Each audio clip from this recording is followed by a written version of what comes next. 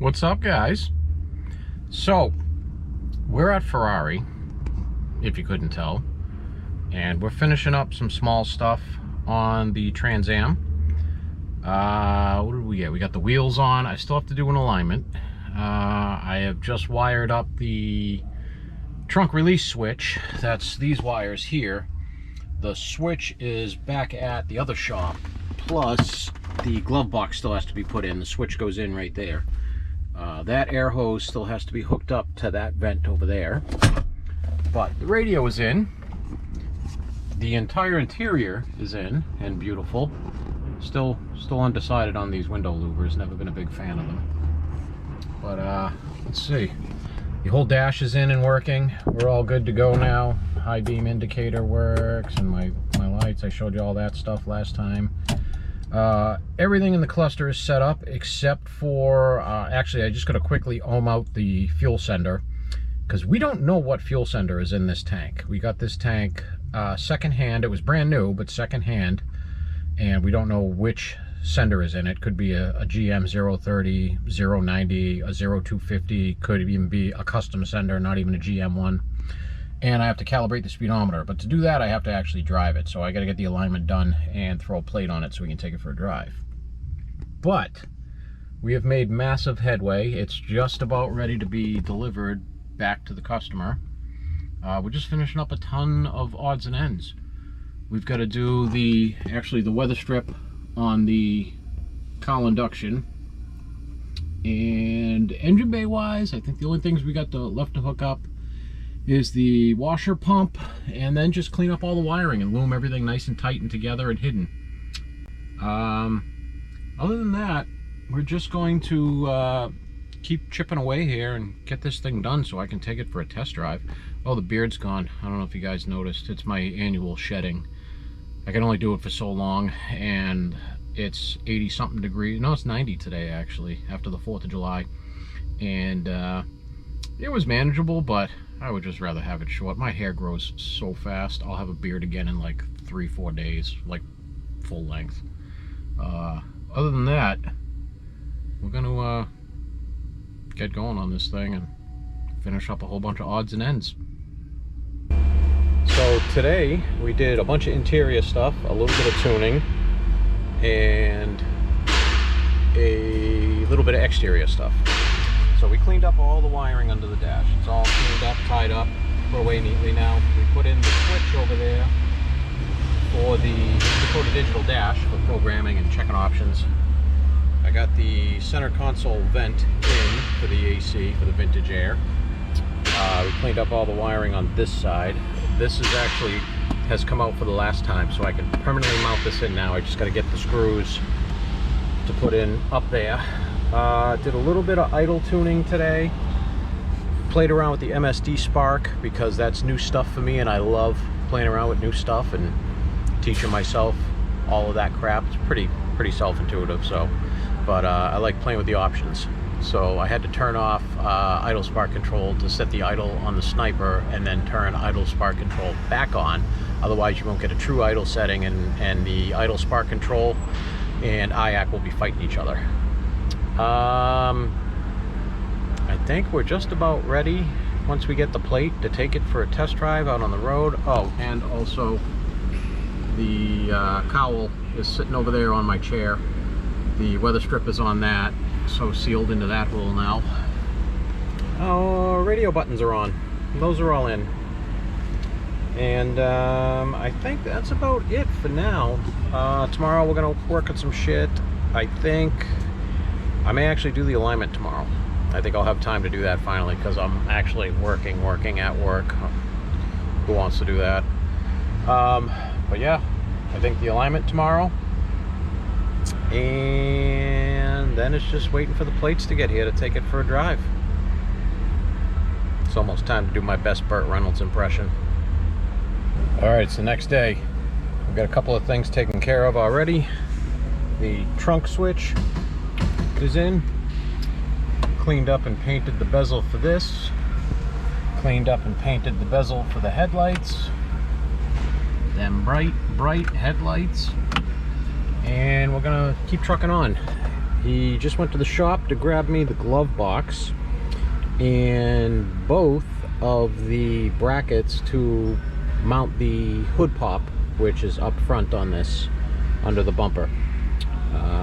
But other than that, we are very close to alignment time. I just got to get through that car, another car I got outside, and then I can play with this one again. And the hood prop rod or cable is good. So right now we're going to put in this reverse solenoid lockout delete kit from Michigan Motorsports. So you put these in because the factory solenoid makes it next to impossible to shift it into reverse without having it hooked up, which we will not in this because we don't have. I could probably wire a speed sensor output to trip that solenoid, but I'd rather not. It's just not needed when you can just throw one of these in. So here's the factory solenoid assembly. Obviously the solenoid plunger goes in, allows you to push that in. It pushes in a little bit, takes a ton of force though, without, there we go, without actually actuating the electrical part. And there is, let's see, it's a better shot, no, there's a better shot, maybe, yep, there it is. And there is the new unit in there, which has considerably less spring pressure. So it works, and it works good, but I'm curious because they give you the softer spring in case you're using a short throw shifter, which we're not, but they might switch to one later on. But I want to see how that feels with the current shifter I got. So I'm going to throw that in there.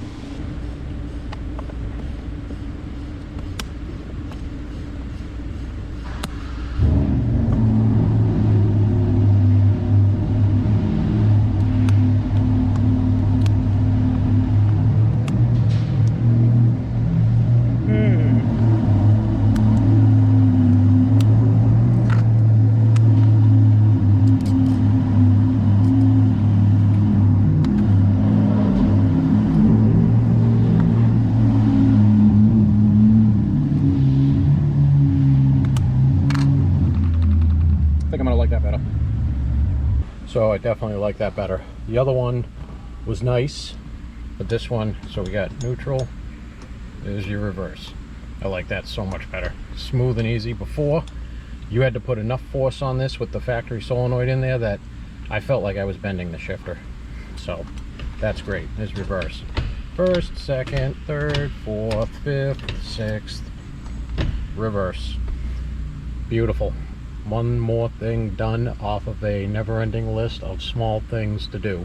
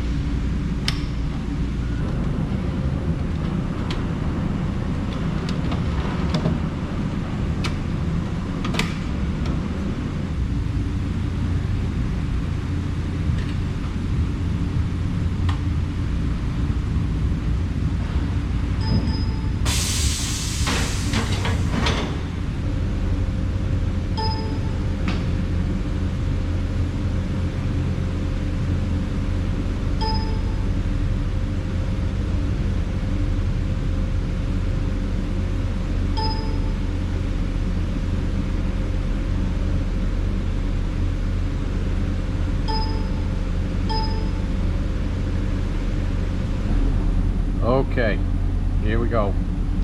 We're gonna make all that red green. Well, getting caster and camber in was far less painful than I thought it was gonna be. So I gotta tighten those up, do the caster camber sweep check, and then we can fix this toe issue we got going on here. Alright, caster and camber is in.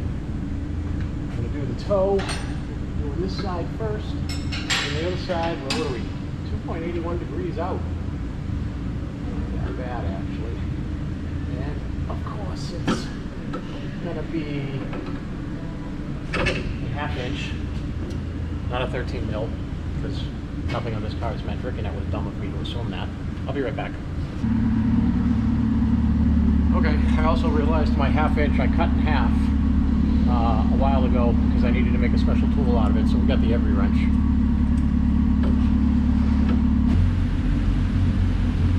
Alright.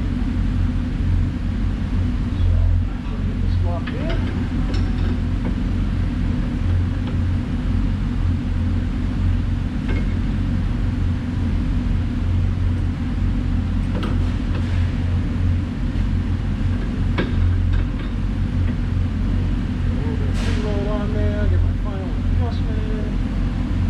Good. Get nuts. I'll save you from the boredom of adjusting this side and just bring you back when I'm done. Alright, and there we go. And I'm very happy with those numbers. The amount that the toe was out actually was kicking the caster out quite a bit on each side, and now we're sitting dead level at 1.5 on each side. Usually want just a little bit more on your passenger side to compensate for the crown of the road, but considering this is a special custom application, I would rather have it flat out and let the driver do the correcting, not the car. So now it's time to pull this thing off the lift, put the temporary plate on it, and I think go for a drive.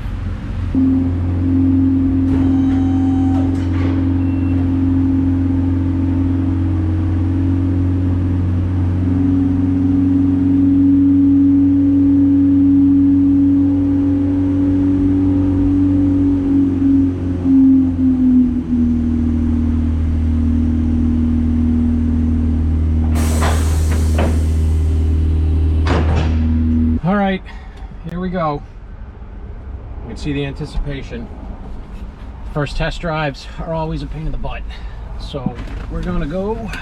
I've got my handheld hooked up. The alignment's good now. See what we got.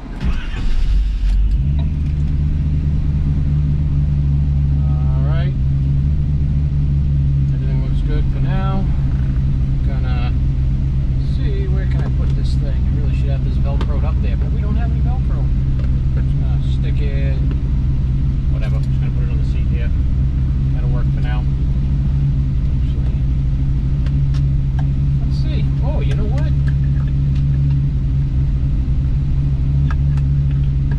That's mint. As long as I don't go off of my settings. Here we go. Yep, that's out of the way. Oh, here we go.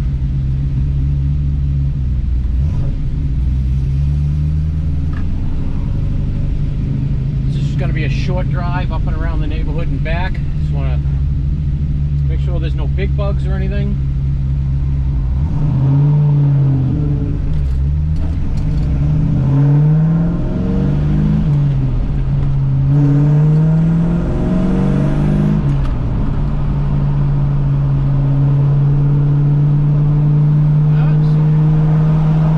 So far, so good. I'm going to roll that window up. That's loud.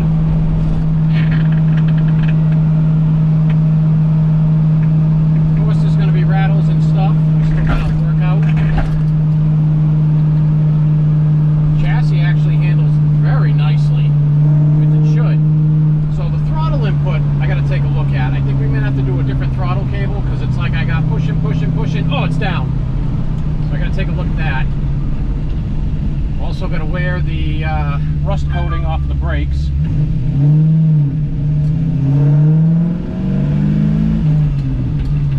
Wow. So far this thing feels freaking fantastic.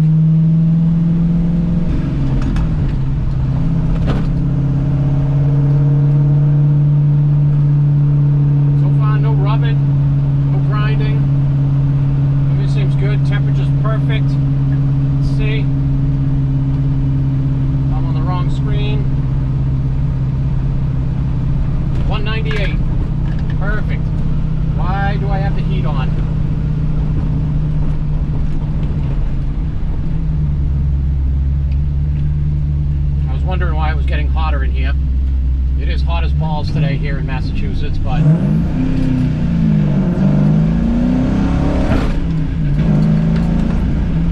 oh yeah, I'm gonna like this.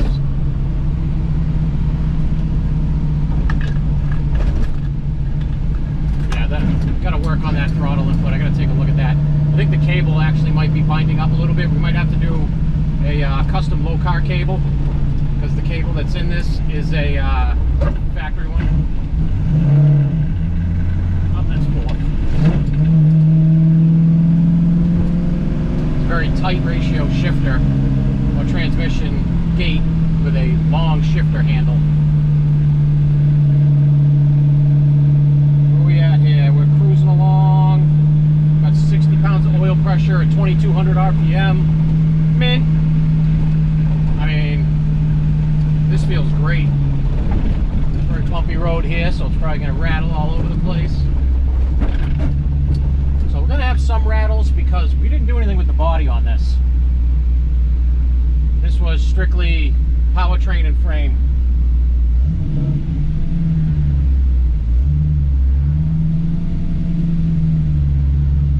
Come on. What are you slowing down for?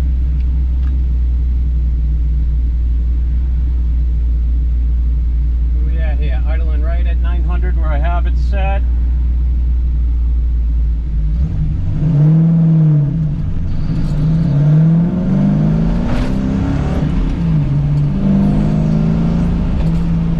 Yeah, I'm happy with that. I'm gonna pull it back in now. Check and see any vibrations or I mean any rubbing or leaks or any of that stuff. This one's pretty much done. Alright, so I raised the rear coilovers up a ½ inch on each side because we were getting some rubbing in the rear fender wells over some off-camera situations. Regular bumps were fine. So now we're going to take it for another test drive, and I'm going to also calibrate the speedometer. So I always have to print these directions up every time because I forget the procedure because, you know, I do so many of them and I should have it committed to heart. Let's go here. Setup speedometer. Sender. Nope. Auto. Is it auto? I think auto is what I want. Yes, it is. So, auto. Yeah, auto's so you get speed pulses 0. Oh, you know what? I have to start the vehicle. Let's start over.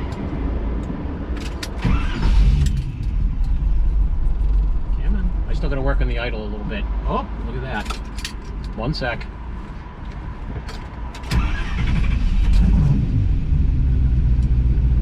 Here we go. Alright. Oh, I went right by speedometer again.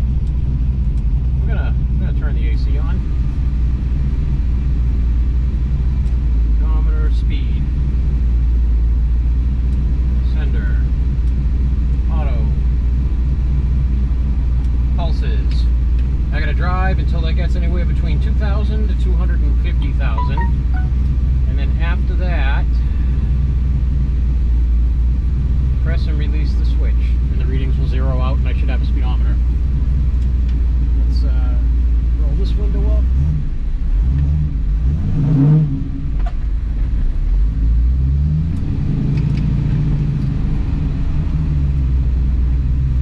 Sweet, no cars.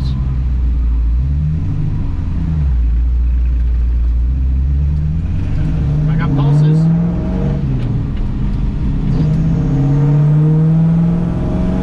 That sticky gas pedal is going to be addressed. That's a pain in the butt. This thing should be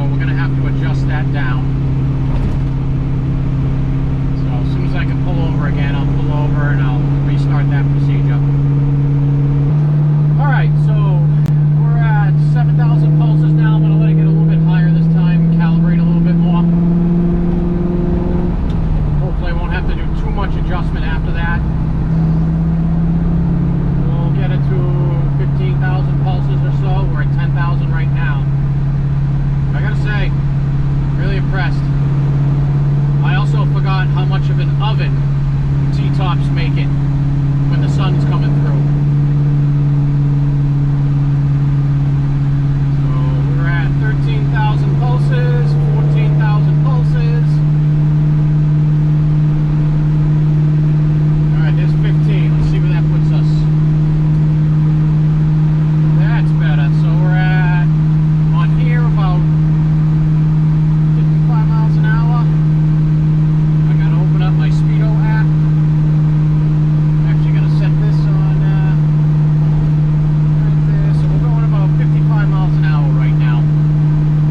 Hey, look at that. 55 miles an hour. We are calibrated, baby. So literally the only thing I have left to do now on this is to figure out what ohms the gas sender is and calibrate that. Because obviously we're not right on the right one because, look at the gas pedal's stuck. We gotta fix that. Thankfully it's only stuck at idle. We haven't moved off of a half a tank since we filled it, and I've had multiple heat cycles into it and these 2 test drives now, so we should be down a little bit. So obviously that's not the right setting. So like I said before, I gotta figure out which ohms empty and closed this gas tank is. I just had a brain fart there because I just realized I have not looked to see if the self-canceling turn signals work, and they do. For all I knew, I just did that whole test drive with a directional on, but thankfully those are good, hooked up and working too. Very impressed. Car's running good. Air fuel's mint, temperature's mint, everything's pretty much mint. So that's it. If we see this car again, it's because I'm fixing a few other small little details and stuff during the times in the future. But what we have going on next is I have body and powertrain wiring for the 69 GMC that has been going on. I think I put pictures up on the community tab. It's the red one. It's a 5.3 Gen 3 LS 4L60 Holley Terminator X Max combo. But I'll see you guys next time.